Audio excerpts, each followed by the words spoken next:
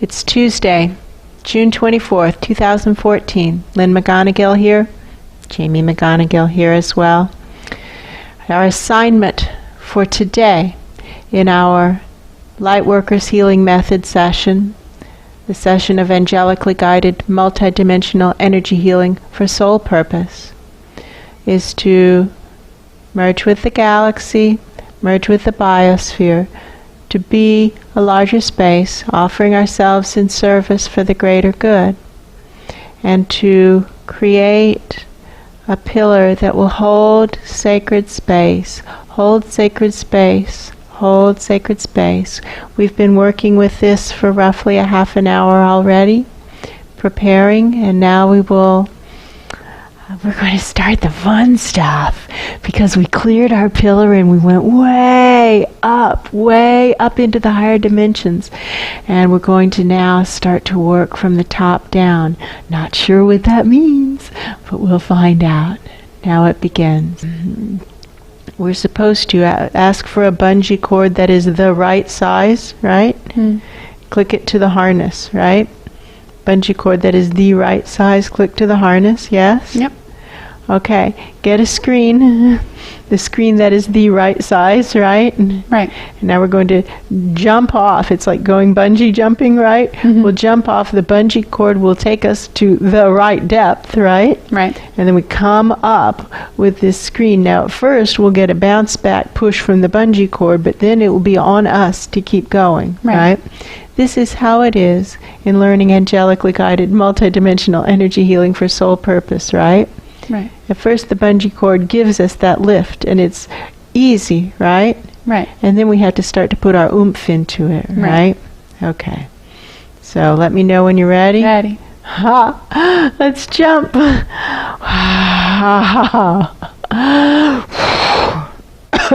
And now the upward goes. Process begins. So it's like swimming. Whoa! As hard as we can, because as much momentum as we can get while there's still bungee support, the easier it is. Up. Whoa! Just like burst out into the part that's easy to work with. Whoa! And now up into the higher dimensions, and now we need to fly instead of swimming, but it's still with effort. Oh.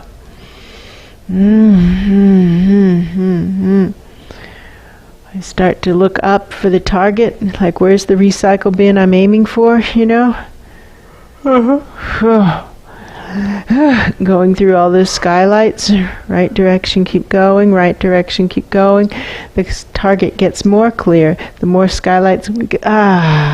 There we go. The more skylights we go through, and then suddenly it's right in front of us.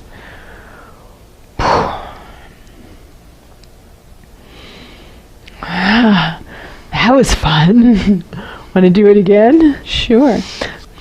It's like by grabbing the top end of the mesh and drawing it up, more is coming in from the bottom. Right, it's like we're pulling it out of a dispenser. Yeah, dispenser. That's exactly it. Like a paper, not paper. You know what it reminds me of? When you buy a Christmas tree and they have those bags. Yes. Yeah, that's a great metaphor. Because it comes out in a circle, just like this. Big Christmas tree bag. And it's a mesh. Only it's a 3D mesh. It's got, but that's a great metaphor. The Christmas tree bag meshes. Up. Let's see if we can get it all the way up to this level, where we are right here by the recycle bin. That's clearly where it's supposed to be, right? Right. I see the hooks that are kind of around us and behind us. It looks like a giant crown, a huge, shiny metallic. It doesn't look golden, though. It looks like some kind of titanium alloy. But those hooks are where this mesh is supposed to connect to. Here they come. Here comes the inspector. And he's coming with a group of people he's teaching to be inspectors. Like this is the master inspector, and here are the trainee inspectors. Right. And he's going to come inspect this and teach these trainees good things about inspections using our mesh project as the example. And we're just kind of standing here like privates at boot camp, So he's showing the rips and tears in the mesh, how the mesh is frayed, how it's a substandard mesh, how there was inadequate which is a sign of inadequate vortex flow. He's showing that fraying is a sign that we were pulling without having the vortex running well enough to be a support or to keep pace or something. I can't quite get the words. Like this shows that we're just working unidimensionally and stupidly. Got it. So what we're going to do now is open up portals to the future. Okay? Okay. Not only right here where we are, but all up and down this whole pillar. And start to draw in the vibrations from the future where in fact enlightenment, quote unquote, has already occurred for ourselves, the biosphere, for ourselves, the galaxy, etc. And so we just open up to that future and draw in that awareness, that vibration from the future into the present moment. Drawing it through the grid of the present moment, into the past, into yesterday, last month, last year, last decade, last century, 1,000 years ago, 10,000 years ago, 100,000 years ago, 1,000,000 years ago, back to the birth of the biosphere, back to the birth of the galaxy. Wow! How much living waters is actually flowing now? Not much. Not much. More than was flowing at the start of it yesterday, that's for sure. Oh, yeah. I mean, there's actually like a bathtub's worth of living water flowing. We could fill a bathtub, right? Right. That's not the goal. That's not the goal. But it's a bathtub's worth. So my perception is that's enough for a person, right? A bathtub's worth. That's not the goal. We've got the biosphere here, right? Right. We've got the galaxy here, right? Right. And what matters most? The bees, right? Life on Earth, the insects, right? The base of the food chain, the plankton, right? Right. It matters most, the plankton. The single-celled organisms, the blue-green algae, they matter a lot more than we do because they're the base of the food chain and we aren't. Right. We're more like a blight, actually, on the biosphere, actually, right? Right. So far more than me. It's the insects and the plankton, the single-celled organisms that matter most. Our assignment for today is to get this portal in such a condition that higher dimension beings would want to work through it to support the basic structures of life, not only throughout our biosphere, but throughout the galaxy. Our role is to tend the vortex, to take out the trash, to put our back into it. Let's see if drawing up more truth through this mesh helps the condition. Wow, it does help the condition of it. Let's draw up more truth through this mesh. Oh, this is what we need. Oh my gosh, to live inside a vortex that has a mesh of truth. What a wonderful space that would be. Boy, oh boy, I would love that. Oh, I love it. They're going, now what are the elements that are required to be a good vessel for higher dimension beings? Truth. Integrity and truth. Courage. Ooh, this could be courage. This could be courage. Truth and courage. Courage is an essential element. Higher dimension beings don't want to work with cowards and fools. They want to work with people who can tell the truth and who have courage, right? Now, action cures fear, right? Right. And so cowardice is just giving into fear, right? Right. So taking action is a way to work ourselves into courage, right? Right. Yeah. We can all get there. We start where we are, use what we have, and do what we can, right? Right. We can all take an action right now that's scary to us, right? Right. Each of us can.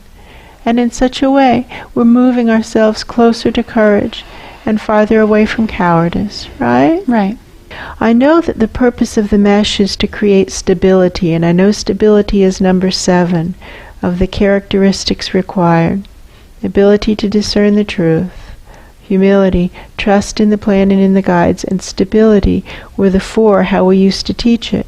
And then we realized we were missing 3 things. We were missing courage, we were missing oneness, like a real visceral experience of oneness, like living life as oneness, not just as mini-me. Right. Being able to be in service of the greater good. We started with truth and courage. Right. And then we added in humility, right? Right. And trust. And trust in the plan and in the guides. So now let's try and add in integrity.